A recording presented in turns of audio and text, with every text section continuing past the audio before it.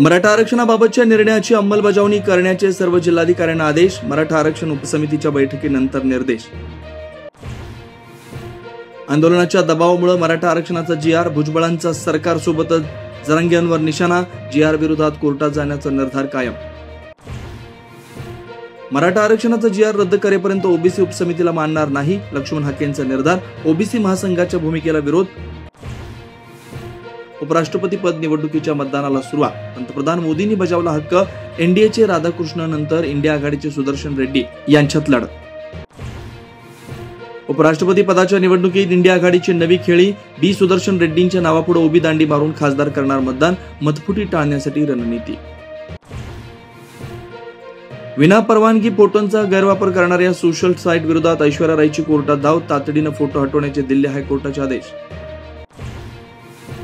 पौर्णिमा ग्रहणाच्या संयोगात 19 बाहुल्यांचा भानामती उतारा. कुरुंदवाडमध्ये खळबळ.